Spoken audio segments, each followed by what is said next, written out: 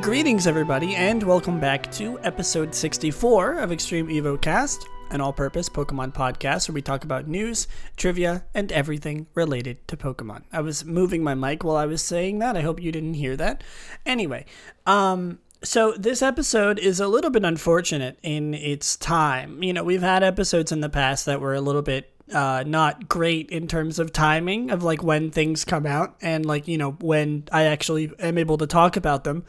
And today is one of those days. You know, I'm just going to rip the Band-Aid off and tell you the news right off the bat. You know, if you don't want to listen to this episode, if you came here for the talk about the direct for Brilliant Diamond and Shining Pearl and Pokemon Legends Arceus, it's happening on the 18th. You unfortunately will not be. That will not happen today. I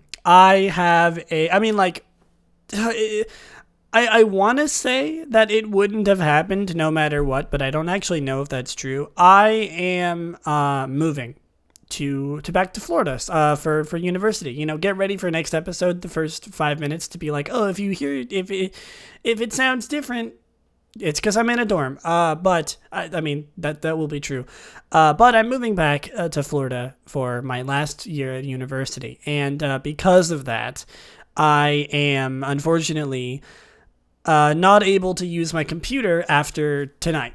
Today is the last day that I'm going to have my computer available to me because it's I'm moving across the states and I have to mail my computer because I'm not taking this on a plane. Are you kidding me? I don't even think I can.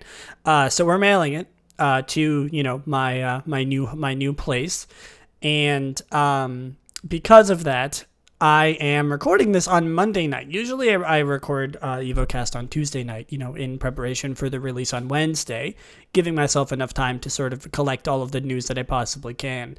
I was going to do it last night because I thought that last night was going to be the last day that I had my computer available to me, but I do have today as well. You know, we sort of pushed back the flying day one more day, or the mailing day one more day because, you know, changes in moving situations. It doesn't matter. So unfortunately, so I'm not going to have my computer, and I am going to have access to a computer, but not this one. And it would be way, way too convoluted to, get all of my Evocast stuff over to that computer and record it there. Cause I do have quite a few things that's sort of customary for this podcast. And even then, I would have had to wait until, to release it until, Friday instead of the usual Wednesday, which, I'm not opposed to doing. But it seemed like so much easier to just sort of talk about what I was going to talk about today, which, of course, is what I promised you, which is Pokemon Unite Part 2.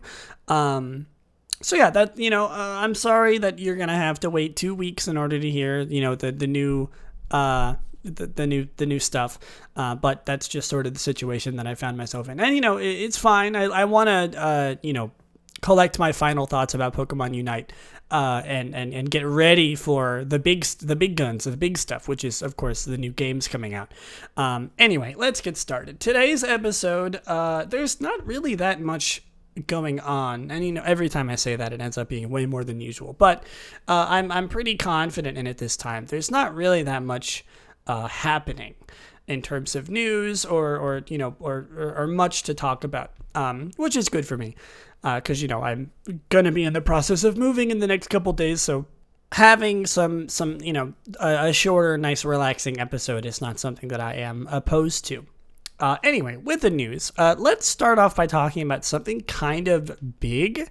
If you remember 2 episodes ago, I talked about, I believe the episode title was Pokemon Songs That Aren't About Pokemon.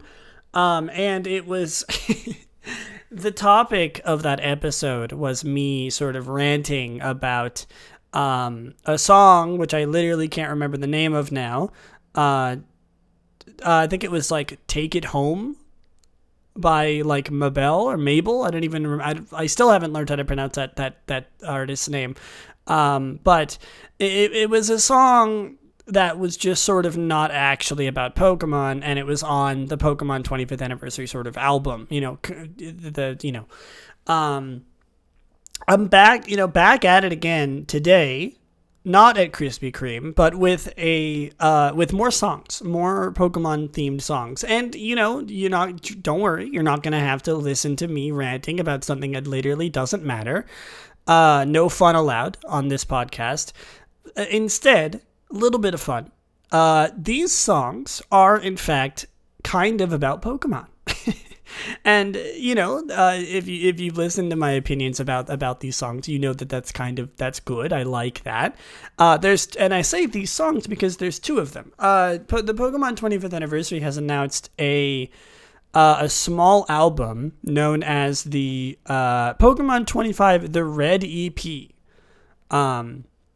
So there's the Red EP, and then later there's going to be the Blue EP.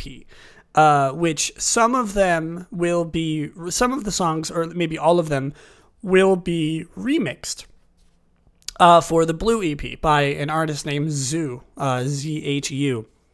So all of these songs are new original works made by these artists for Pokemon. We know that already, but there's two of them this time. The first one is called Wonderful, and it's by American singer-songwriter Sin. Cyn. Again, never heard of these people. And it's so, like I said, these songs are not actually that bad. Wonderful is good. There are some lyrics in there. Let me see if I can find the lyrics. Some of these lyrics are actually kind of related to Pokemon. A little bit. Where is it?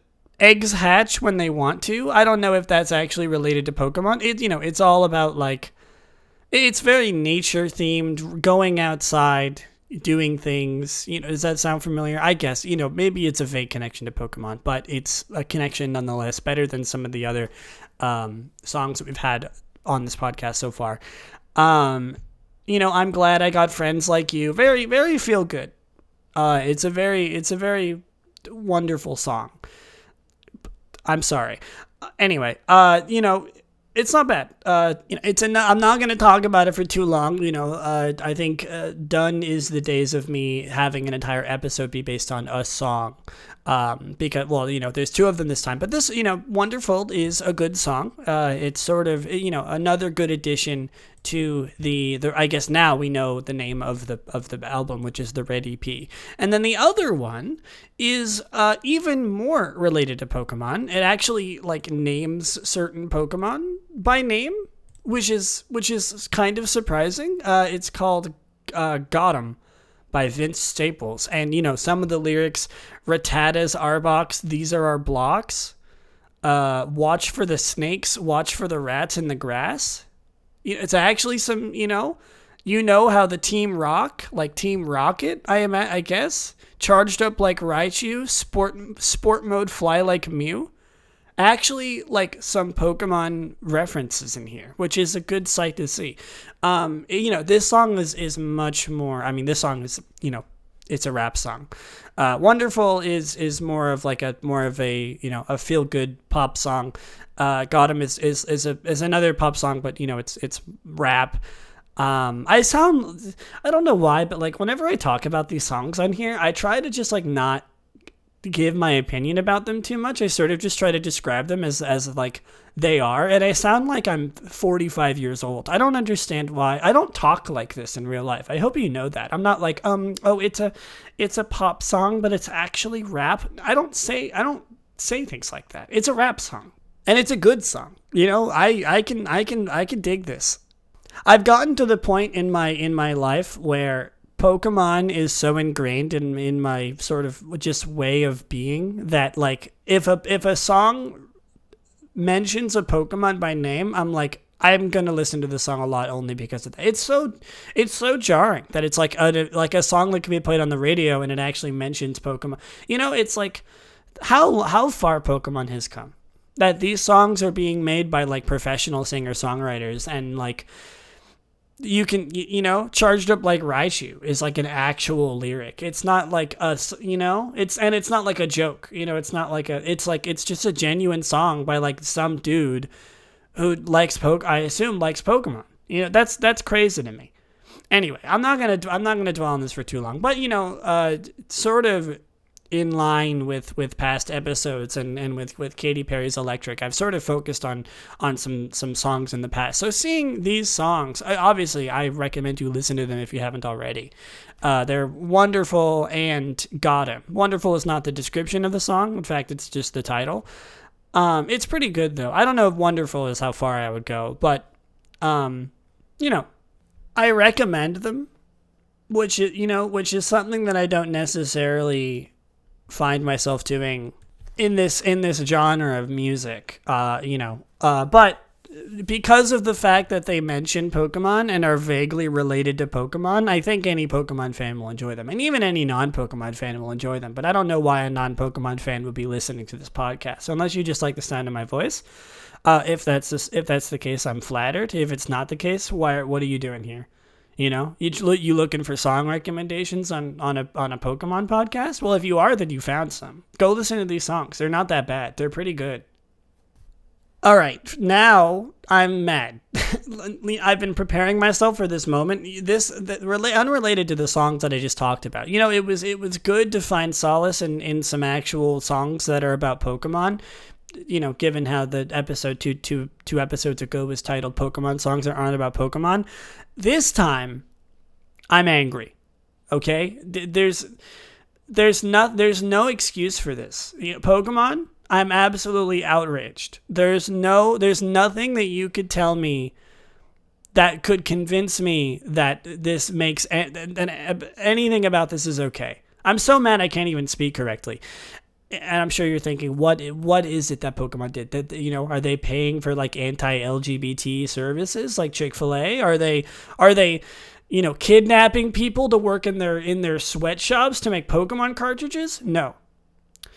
They're releasing Johto Pokemon in Pokemon Quest, but only in the Chinese version. Do you understand now why I'm so mad? Okay, if you listen to that one episode where I talked about my favorite Pokemon games of all time, you know that Pokemon Quest is one of my favorite Pokemon games of all time. And I mean, it's like top 10, I think. I wouldn't say it's my favorite of all time, but it's up there. And it being up there as high as it is, I'm certain that it's not nearly as high on literally 99% of other people's lists of their favorite Pokemon games.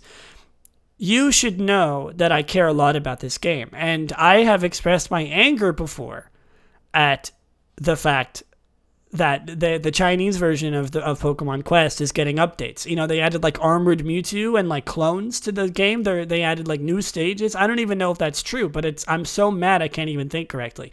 And now they're doing the thing that literally dozens of people wanted, which is adding Generation 2 to Pokemon Quest.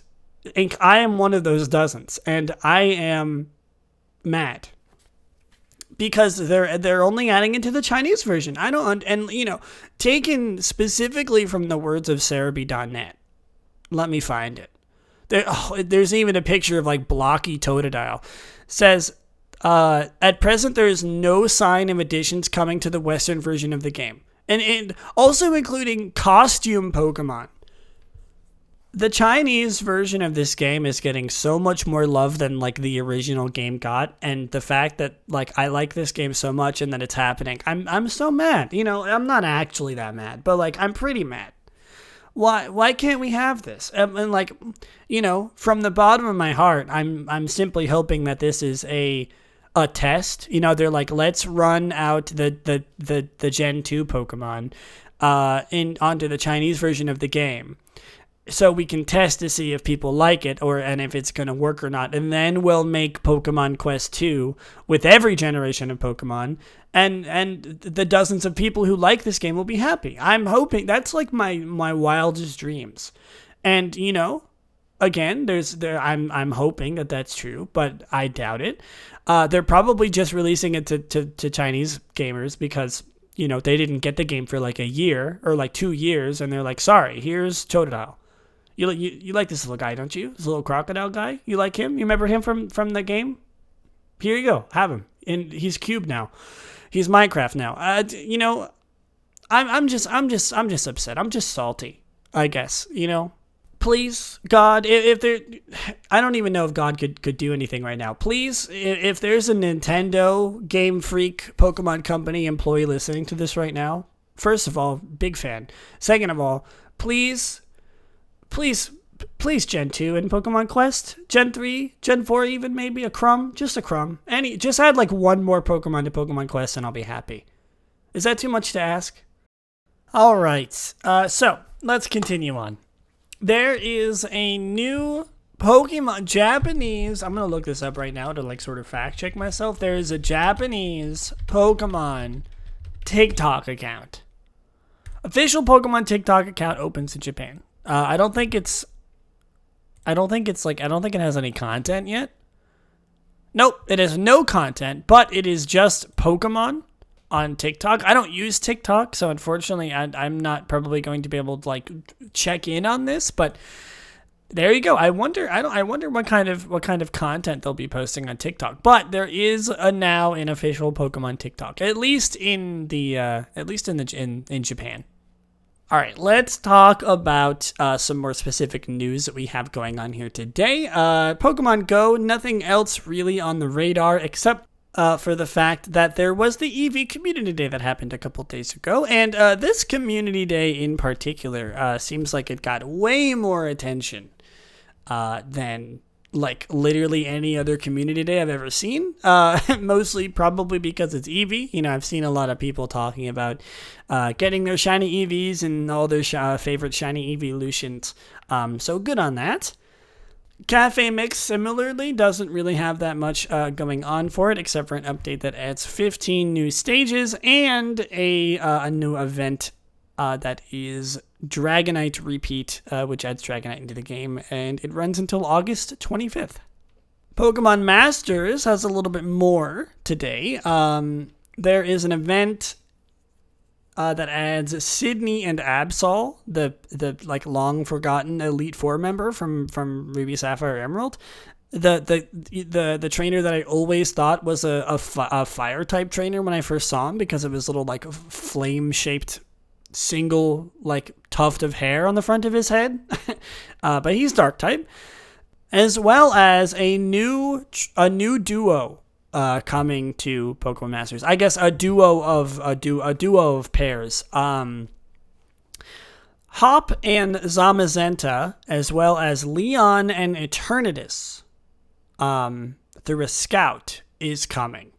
It also introduces Dynamax into the game, and as well as voice acting for Hop and Leon. The first voice acting other than Twilight Wings, I think, that has had these two talking in the game. And boy, I gotta say, hearing them be British is so jarring to me. Like, good lord, if you haven't watched the trailer yet, it's called Howling Shield of Eternity. It's just sort of the trailer for the Dynamax and Masters, as well as, you know, Leon and Eternatus coming to Pokemon Masters. But like, wow, for some reason, hearing Hop and Leon speak in British accents is so weird to me. It caught me off guard so much. And I assume that's how they're going to be talking in the game. I'm listening to it right now.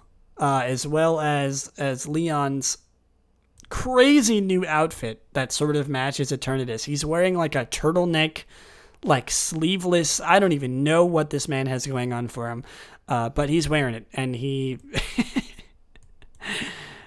good lord, he's certainly wearing an outfit, and good lord, he is also certainly British. It's so, I can't get over it. I know like British people exist, obviously, but for some reason hearing and like I know that Galar is based on Europe, but oh wow.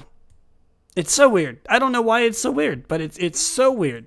You know, Pokemon games don't usually have voice acting in them. That's usually preserved for the anime or like any other sort of media that might have voice acting. So hearing this, you know, these two beloved characters that I've sort of imagined voices in my head for all throughout my multiple playthroughs of Sword and Shield have like just striking British accents is not something I think I was ready for.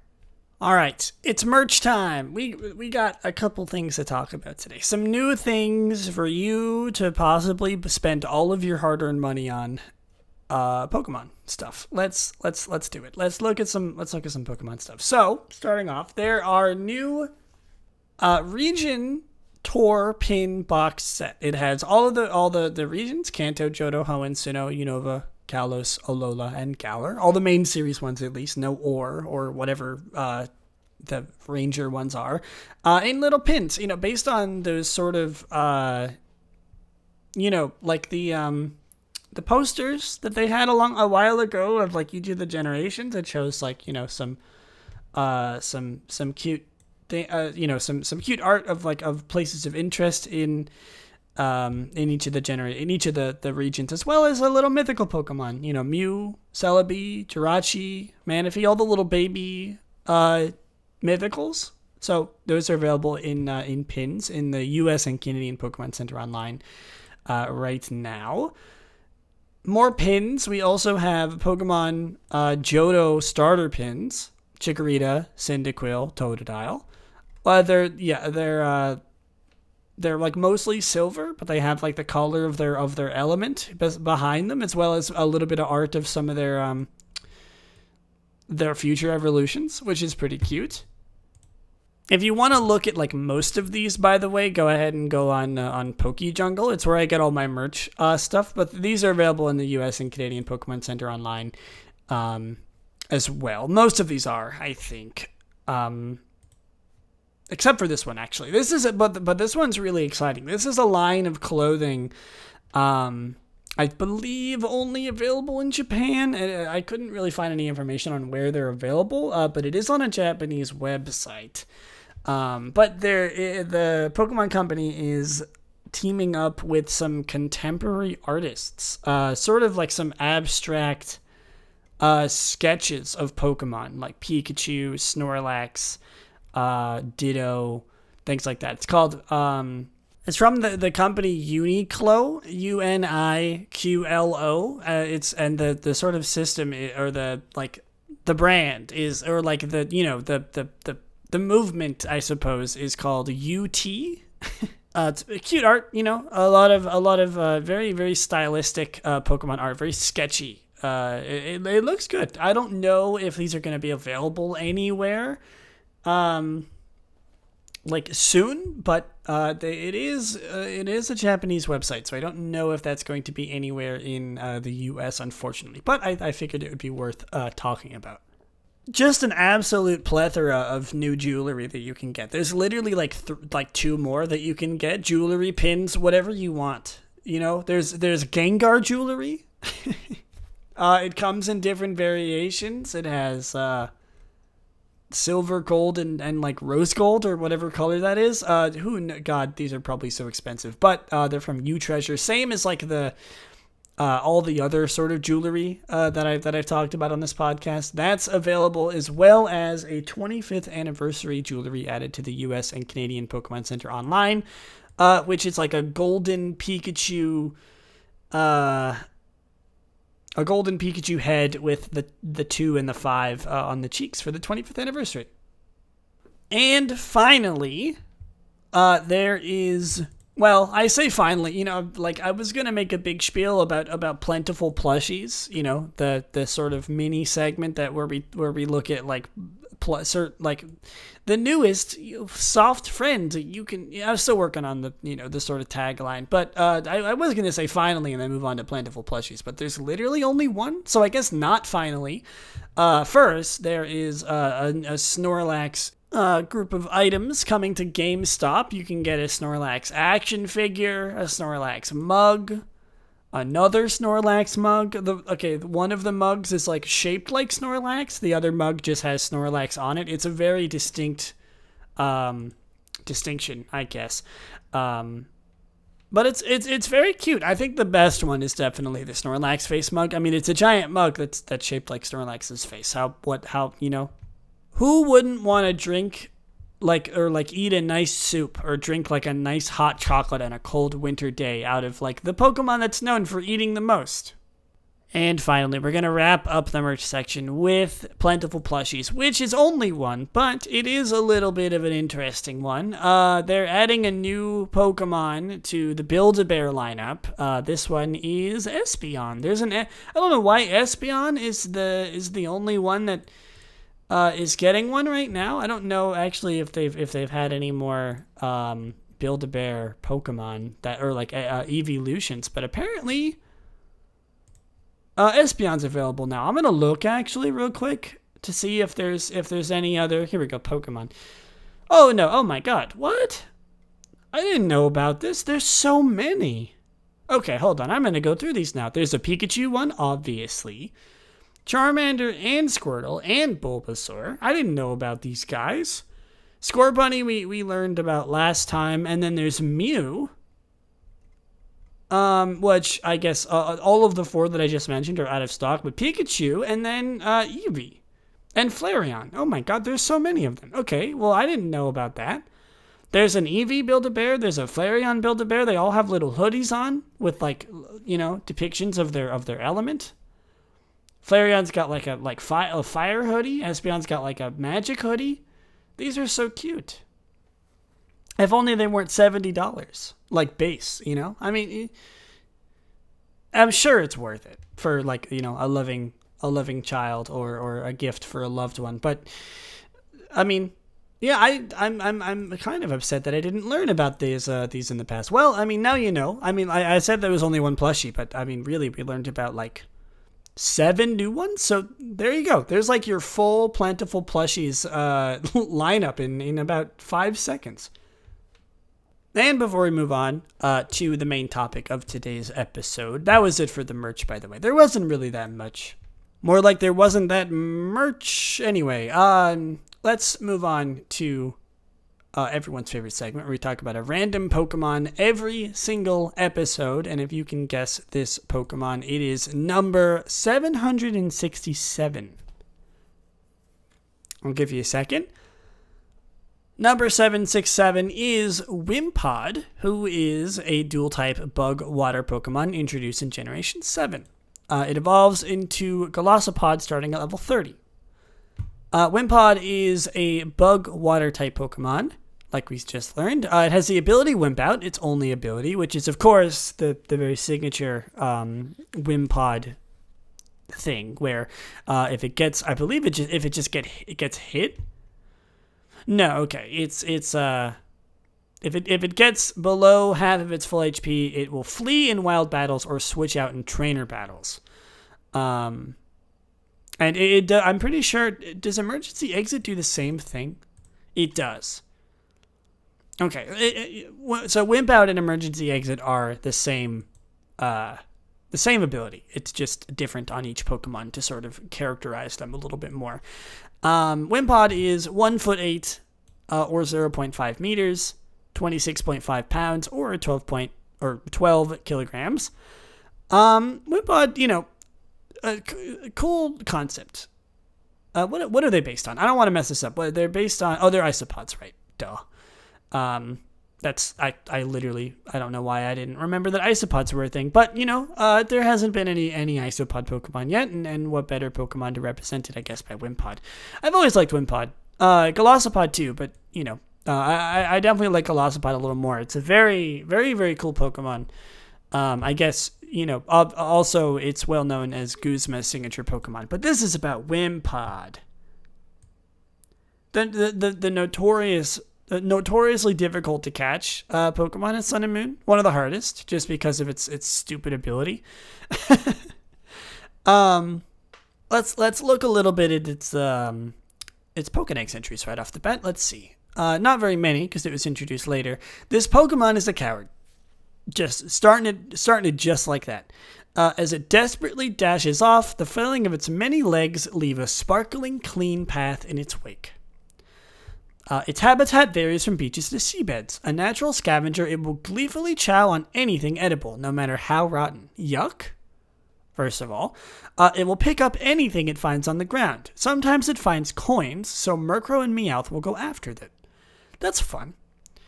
An astonishingly cowardly Pokemon, Wimpod will whir its legs at high speeds to run away if anything comes near it. Cool. I mean, simple. Good concept. Like one of the most solid Pokemon concept-wise, I think, ever. In my opinion. It does exactly what it does. It's a coward.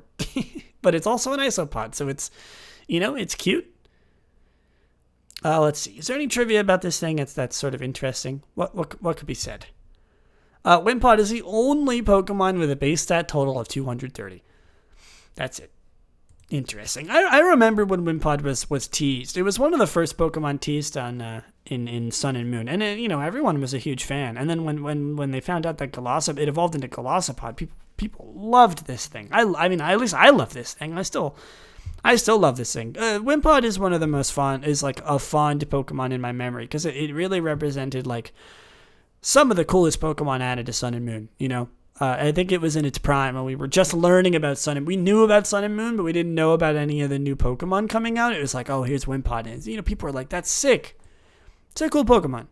Golisopod too. Not to like overshadow Wimpod with Golisopod, but I think that's like the entire point of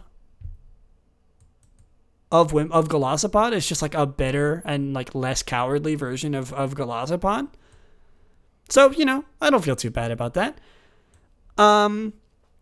Before we do the shiny rating, by the way, I'm going to say I'm not going to talk about it in a competitive format. Usually I talk about it like, little cup like Pokemon like this just to give them a chance, but like it's literally just a suicide lead.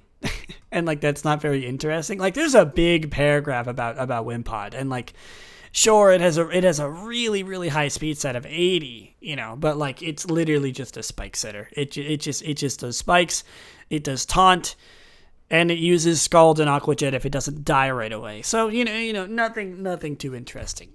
So let's get to the shiny rating, and then we'll move on from that. So Wimpod. I'm at the wrong page. Wimpod is it pretty much changes nothing. In fact, I'm pretty sure it only changes its main color, which is the purple, into a very vibrant red, which I think personally is a very, very good, very, very good change. It looks really cool, especially just like the red that it turns into. It's like a bright crimson. It's not like a gross red or like a blood red. It is like a bright red. And I think it really fits, sort of with like the caution, the danger that this Pokemon brings out, I guess, onto itself. Like, oh, so good. Honestly, one of like my favorite shiny forms of all time, maybe. Definitely up there in a lot of shiny forms. I've always really liked the coloration of this thing. So I'm going to give it a surprisingly high shiny rating. I don't think there's been too many high shiny ratings in the past couple episodes of Evocast. So this is a good change. I'm gonna give it a 9 out of 10. And I know that might be a little bit surprising for how high it is. Like I've given 9 out of 10s to like the best of the best, but I don't know. I don't know what it is about this thing. It's so bright, it's so vibrant. Maybe partially because it reminds me of the corruption and the crimson from Terraria, but I digress. It's a cool shiny. What can I say? All right. Let's talk about what everyone's here for. Pokemon Unite. Well, we already kind of talked about it last time, but there's a few more things that I want to talk about with Pokemon Unite. Mostly just sort of some of the other things that I didn't get to talk about last time. Specifically, the smaller things and the patch notes that were sort of updated a week ago on the 4th of August. So like almost 2 weeks ago at this point. Regarding Pokemon Unite, I haven't actually really had much time to play it recently. Because I'm not going to have my computer, there will be many opportunities for me to actually to play it. When I don't have my computer, I'll be probably playing a lot of Switch games. So I will be playing Unite possibly. But, I still remember things from the game. I've been having a great time with the game. I've been playing it every so often, but I just really haven't had the time, dealing with a lot more things before I move back to school. But, my opinions on the game have not changed. It's sort of in my conclusion last time I talked about how I love the game. It's like one of the best, I've never really been a MOBA fan. In the past, League of Legends didn't really hit it off for me, but Pokemon Unite has been like genuinely a fantastic time. I love team games. I played a lot of Overwatch when that was huge. Playing competitive, playing team games, doing call-outs. I love that. I love having games with like a bunch of different characters in it, like Smash, things like that. I like competitive games with options. And Pokemon Unite is that, and the game is polished really nicely. It feels great to win, and not really that bad to lose. It's sort of like it finds a good balance. Other than Zapdos, really, which if you want to hear my opinions about the game changer that is Zapdos, listen to last episode. But other than that, I will say that the game it feels great to win, and it doesn't really feel that bad to lose unless Zapdos comes into play. I mean, I've heard some mixed feelings from friends about how the game feels to lose. Personally, I haven't really been finding myself getting too upset at the game. It's very chill. Games are fast. Everything feels pretty balanced, so it really doesn't feel like it's unfair when you lose unless Zapdos comes into play. Blah blah blah. But other than that, the game feels good to play just in general. We talked about the gameplay essence. We talked about that last time. We talked about the main core mechanics of the game and how it felt to play. This time, I want to touch on a couple more smaller things, like for example the trainer customization. That is sort of a large thing in Pokemon Unite. There's a big emphasis on customizing your trainer. Trainer cards, just like in Sword and Shield, and there's a gacha system that you can pull from as you play games. I guess I'll just go into this as like the first sort of point that I want to talk about. As you play games, you get this energy, and once you get like 40 if you win and 10 if you lose, something like that. I don't know the exact numbers, but you get less if you lose, which sucks. And when you get 100 of it, you can pull on like a gacha system, where you can pull clothes, you can pull you can pull like currency, like the tickets you can use to buy skins. You can actually pull his skins. Like I'm pretty sure like the rarest pull from the gacha is like the legendary Talonflame skin. So there's a lot on the line. It feels good to sort of have this like opportunity. And even if you don't get something that you want, you get an outfit that you can sort of purchase, or that you can wear. I mean purchase. You know what I mean. The clothes are nice. The trainer customization is pretty straightforward. It's just like different clothing options. I don't really know what else to say about that. You can also get clothes. You get clothes from the battle pass, which is something I don't think I talked about last time. It was super cheap. The battle pass, it was like $3 for the gems that you have to use to get the battle pass. Really not that bad, if I'm being honest with you. You have to do like daily seasonal missions where you like get MVP a certain amount of times, or you level up, or you do things like that, and you level up in the battle pass, you get rewards. Very, very typical battle pass. Most of the rewards are just like clothes and like the tickets and like the item level up material. I don't remember what they're called, but it's not like you get like a bunch of crazy stuff from it. You kind of just get more of what everyone else is getting, and like maybe some like unique clothing that nobody else can get. And then I'm pretty sure at the end of the battle pass, and at the beginning, actually, you get if you sign up for the battle pass starting at level 1, I'm pretty sure you get like the Pikachu skin, like the cool, at least this season. I don't know if it's actually going to be ending anytime soon. I haven't checked it in a while. I think it was like 40 days last time I played, which was like a week ago. So you have a long time to do it, but if you buy the battle pass, you get the Pikachu skin, and then at the very end, if you reach level 100, you get the pirate Cinderace skin, which is cool. It's a good prize. I've already seen people who've maxed out the entire battle pass, including someone that I know, just paying like $100 to max out the entire battle pass so they can get the Cinderace skin. You know, valid, not something that I would do, but understandable. And I suppose that brings me to my next point. That there was a lot of controversy on like the day of release, or like the first couple days of release, and then I've literally never heard anyone talk about it ever again, that Pokemon Unite is pay to win. And, you know, I can kind of understand that. The argument is that, there's held items in the game. Every Pokemon can hold 3 held items. You get, they boost your attack, or they do special effects, like when you're scoring, they give you a shield, things like that, and you can level them up. And they get stronger as you level them up, including like bonuses, I think, at like 10, 20, and 30. And max is 30. And the argument is that you can just pay real-life money to buy the materials in order to level up your held items to level 30, and then you will have a genuine advantage over your teammate. You're over the enemy team. And, I will say that it's true. But I don't think I have ever encountered a situation, maybe it's a problem very, very high rank. We all know that I'm not there. But, I personally have never seen a single account, even watching streamers, playing the game myself, playing in ranked, watching people in veteran play ranked, have never seen a situation where it has been strikingly obvious that somebody is pay to win, unless they have like the Cinderace skin. It's like, yes, you can level up all your held items to level 30, but like if you play a lot, my held items are all like almost level 20.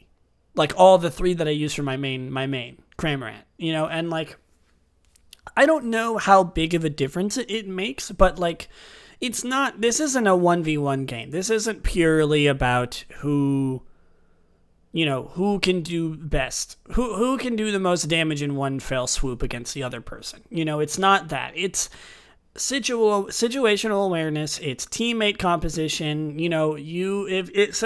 Here's an example for you. If you have a Cramorant and a Zero Aura going up against another Zero Aura, and the Zero Aura on the enemy team is maxed out in held items, and the Cramorant and the Zero Aura are not, they're like level 10, level 15 in all their held items, and every player knows what they're doing. They know the situation that they're in. They know what to expect. I still don't think that unless the Zero Aura player is like an absolute god, or like, there's a chance that the Zero Aura player wins that situation. Zero Aura can certainly 2v1 a fight, but I don't think that the held item difference is making that much of a difference. Maybe if like you're jungling two Gengars, or like two Machamps are jungling in the middle, and they kill the same amount of Pokemon in the same amount of time. They go up against each other at the same time with the same amount of XP, the same moves, or like the moves of their choice. Maybe in that situation, the held items would make a very big difference. But even then, I do think that people just with an advantage, like with a who can like outplay their opponent, that's the most important part. This is coming from my personal experience. These are my opinions. I mean, like, I haven't looked at the game stats. I haven't looked at like how the game really works in a 1v1 situation. I might be wrong, but as far as I can tell, it doesn't make that much of a difference. It does make a difference. I'm not saying that it's not true, but it's definitely, I don't think, in my opinion, as much of an issue as people bring it up to be. I suppose a good way to segue this into the held item system in general, and say that I think it's fun. I think that the held item system, going from talking about how it's a little bit pay to win to talking about how fun it is, there's a lot of held items in the game that do a lot of different things, and it sort of allows you to take a cast of 20 Pokemon and turn it into a very, very vast cast, because you can build your Zero Aura differently from any other person's Zero Aura if you choose held items. I mean, obviously you're not going to want to put special attack or whatever attack stat that Zero Aura doesn't use. You're not going to want to put that on him because it's literally going to do nothing. But, you can maybe put the scoring shield on him. You can put, the EXP share on a Zero Aura, and then you can put like an attack boosting one. And then your friend who also plays Zero Aura could put, leftovers and the buddy shield. It's like you can build each of your Pokemon in a different way if you want to, using the held items that are available to you, and also the battle items. There's the eject button that you can use as like a quick burst option. There's a X attack, it boosts your attack. The X speed, it boosts your speed for a certain amount of time. The things that you press the Y button for that you can sort of use multiple times throughout the match. It's not just like a one-time. It's sort of like an extra move, but it's universal to whatever Pokemon you're playing, or like you as a person, it's universal. There's a lot of different ways that you can customize how you play this game, and I think that it's genuinely made it more fun. And I think this is not a very different idea for most MOBAs. I'm 99% sure that games like League of Legends and Dota also use systems like this, where you can kind of customize your heroes however you want to. It's new to me. Overwatch never had that stuff. It never had options for you to sort of change how your character interacts with the world, or like what stats you boost. Not like a game like Unite for me is very different in that sense. And I'm having a blast with the customization. I have this like strict, very, very efficient build on my Cramorant, and I forget what it is. I think it's like the Shell Bell, the Wise Glasses, and the Buddy Shield, when you ult, because Cramorant's ult, in my opinion, is really, really strong, and I love using it. So, that's the way that I play Cramorant. I like to do that specific thing, but you can play Cramorant with, just like EXP share, jungle, whatever you want. Do whatever you want with Cramorant, do whatever you want with any other Pokemon. You have a lot of control over how you build your Pokemon. And, there is a case to be made about, how am I supposed to build my Pokemon if I can't level up a bunch of different held items because this game's pay to win? That's understandable, because I have had that problem myself where I don't want to switch held items because the held items I do have are low level. I do think that might be a genuine problem with the held item system. But at its best, it is a wonderful customization. It's a wonderful customization option for everyone, and people can make whatever Pokemon they want in whatever way they want, and it's very intuitive, and I like it a lot. There's a few more things I want to talk about with Pokemon Unite before we end it off here. Specifically, first of all, one more thing before we get into like more of the outside things. I haven't really had an opportunity to play too many quick battles. I did watch someone play a 4v4, and then I also did play a 3v3, a couple 3v3s myself. The 4v4s are in like an ice area. I think there's multiple maps. Where like, there's only one hoop, there's only one scoring section, there's different Pokemon on the map that do different things, it's a different map layout, sort of like how there's Zapdos on the main map, there's like an Avalugg, I think, on that map that does something specific, and then the 3v3 is sort of like an open map where the scoring areas are not team locked, where you sort of have anyone can score anywhere. There's Pokemon all over the map. There's conveyor belts that move you around. Regigigas spawns in the center that he does something. I don't even know what he does. But there's other game modes to this game that I haven't actually had too much of an opportunity to play, and I think I will talk about it at some point. Maybe not in like a main topic, but if I ever do get around to playing more quick battles with some friends, or maybe just on my own time, I want to talk about it. I want to see, because it's a portion of Pokemon Unite that I really have not seen a lot of people discussing, and it looks fun. The 3v3s were really fun when I played it. It wasn't just like an off set thing. I kind of wish that they would do more with it. Ranked 4v4, ranked 3v3.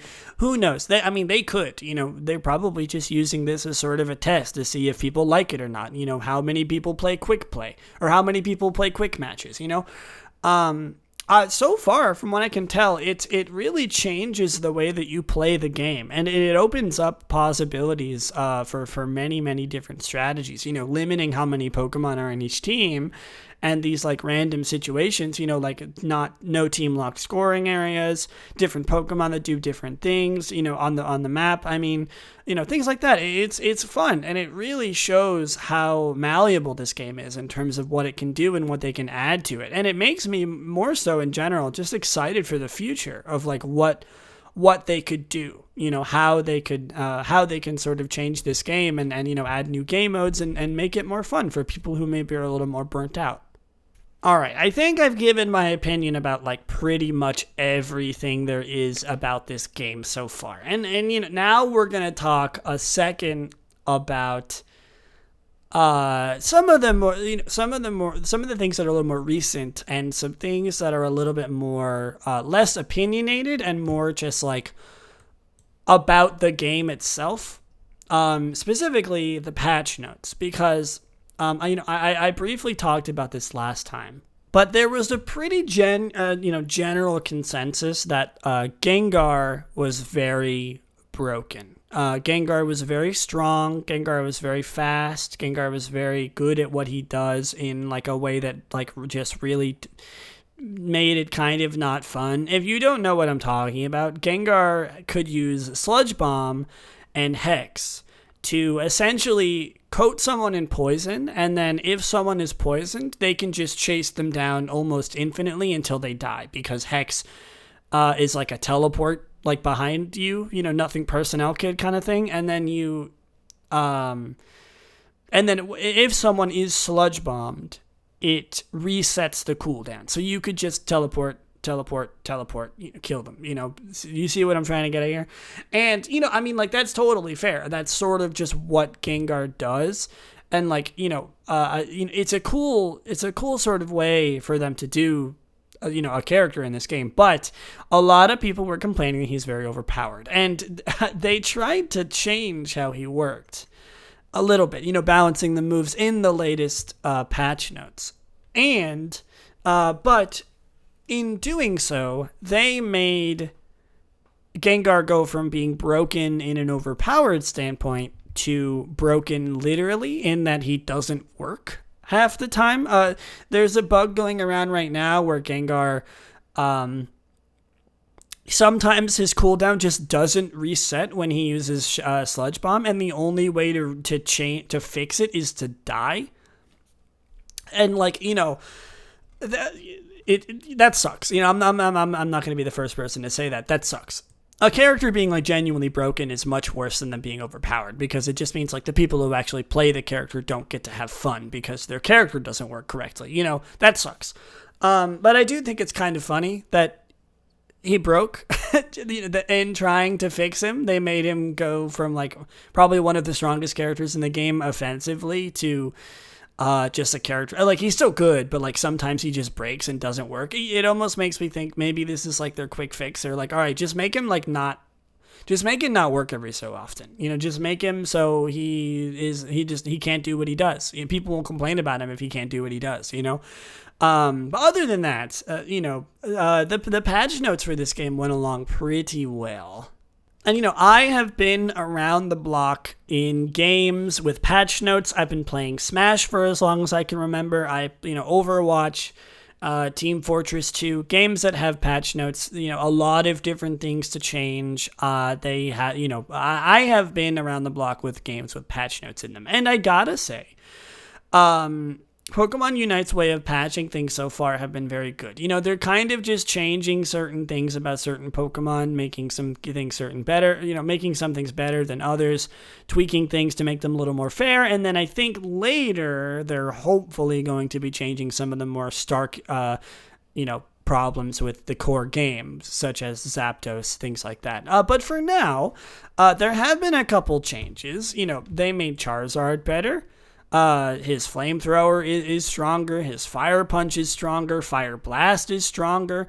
Talonflame, Venusaur. These three, Talonflame, Charizard, and Venusaur, I think were like everybody's bottom three like worst characters in the game. Not everyone, of course, but like the general consensus of like the three worst characters in the game. So seeing that they just like straight up made all three of them better is fantastic. Venusaur is he's not great, but he's stronger now. Talonflame is better. They buffed Absol too. Wigglytuff, like they just like made her general stats better, like defense, special defense, and HP. They just made her bulkier. They buffed Double Slap, they buffed Sing, they bug fixed Dazzling Gleam. They nerfed Eldegoss, like again, people's like one of their top picks for like the best support in the game. They tweaked her a little bit. They nerfed Eldegoss a little bit more. Cinderace has been nerfed a little bit. Gengar, his Shadow Ball got buffed, but like, things like Hex and stuff, got, before he was broken, they got nerfed. They balanced Cramorant, everything like that. They did a lot to sort of change. So far, I can already tell that they know what they're doing when it comes to tweaking Pokemon like this. They're changing the small things that matter. They're reducing cooldowns. They're increasing damage. They're buffing characters' stats. Things like that. It's a good sign. It makes me, like, there's nothing better than having a main or, like, being frustrated about a specific Pokemon in this game, or, like, in any sort of, like, team-based, MOBA, I assume. Things like this, there's nothing better than like having a main or having a character that you think is a little bit busted, and then patch notes come out, and what do you know? Your main got better, and that annoying character that you don't like got nerfed. That's a great feeling, it's great. It really makes you look forward to updates, and the updates can be a make or break in terms of like, am I going to continue playing this game? Well, if I have hopes that they're eventually going to fix this broken character, yeah, I'm sure. Why not? I can endure the pain a little longer, hopefully waiting for them to fix this. But, like, I think it makes a big difference in whether or not people will stay and continue to play a game. I know it does for me, at least. I'm excited to see what they do in the future. I'm not gonna dwell on this for too much longer, but it's really nice to see, just as sort of like in the first, like, month or two, that they're already buffing and nerfing Pokemon. They already are like, all right, new game, let's do it. Let's change some things. Let's make this game more enjoyable for people who are playing, the people who are committed to the game. Let's make it more fun. We're in for the long haul, is sort of what I'm hoping that their situation is. And it honestly just makes me even more excited to continue playing this game. Okay. Enough about patch notes, enough about balance changes, everything like that. Let's talk about something new being added to the game that was actually released this morning. Something that I don't think anyone was expecting, mostly because they were expecting something else to happen in its place. There's a new Pokemon coming out soon. I think like literally in the next couple days. Blissey is coming out, the new support Pokemon. Unfortunately, in the Pokemon Unite trailers, we don't really get to see too much of like what a Pokemon does in terms of like their abilities or like their ult or anything like that. We just sort of see like them moving around and slapping people and like, maybe scoring.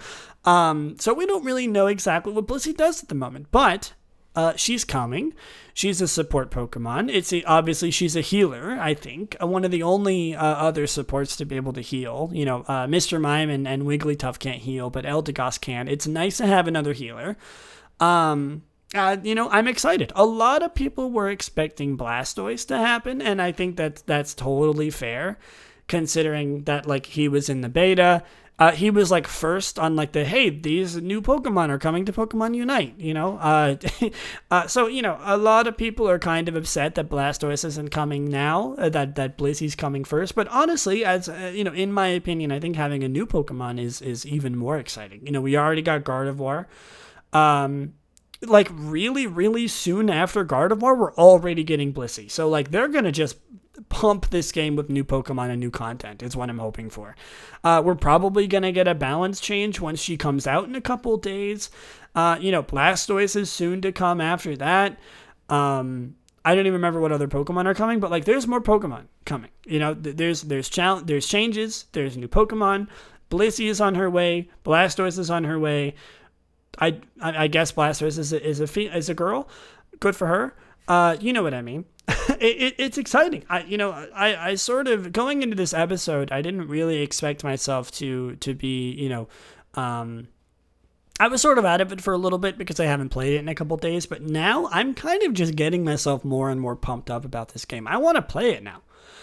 And that's the magic of patch notes and new Pokemon, new characters, new heroes, champions being added to games like this, is that like it just rejuvenates my love for games like this. And like not only, not even that like the game was like dying already in my mind, I just haven't had time to play it, and like this is just making me want to play it even more than it has.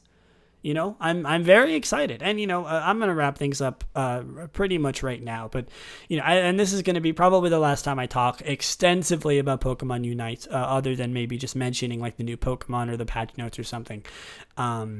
And I hope you enjoyed hearing me sort of gush and maybe even rant a little bit about Unite. But it's fun, to go over my conclusion again like last time.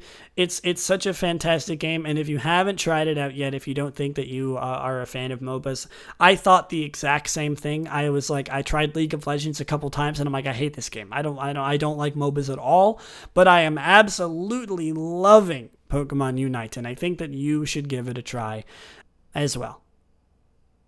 All right, let's finish it up with everyone's favorite segment where we talk about a random move every single episode, a move tutor. And today's move, I remember this one specifically, the number at least. Number 25. Getting such a low number out of like 900 moves is pretty jarring. But move number 25 is Mega Kick. Mega Kick, or Megaton Kick in Japanese, is a damage-dealing normal-type move introduced in Generation 1. It is TM05 in Generation 1 and TM01 in Generation 8.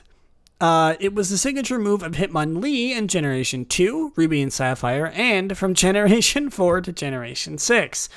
It might be a counterpart to Mega Punch, being the same type and having a similar name. Hold on. So it was the signature move of Hitmonlee in Gen 2, Gen 4, 5, and 6, but only Ruby and Sapphire. Why wasn't it? Who else could learn it? In Emerald, I guess is what they're trying to say. Or like maybe Fire Red, Leaf Green is like where it, like another Pokemon learned it. I have no idea. That is so confusing.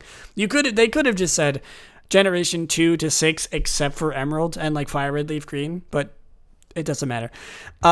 Mega Kick, not Mega Punch, has a PP of 5, a power of 120, and an accuracy of 75. Mega Kick deals damage and has no secondary effects. It's just sort of big kick, big hit, punch. I guess not punch, literally. Quite the opposite, in fact. Big kick. Just kick them, literally. What else is there to say? Dusknoir can learn this move despite not having any visible legs. Oh, this is a holdover from its pre-evolution Dusclops, which does have legs. Got it, Maybe he just makes ghost legs out of thin air. Maybe he kicks with his arms. I don't know. I'm not going to think too hard about it. Let's look at the descriptions. What does it say? A powerful kicking attack.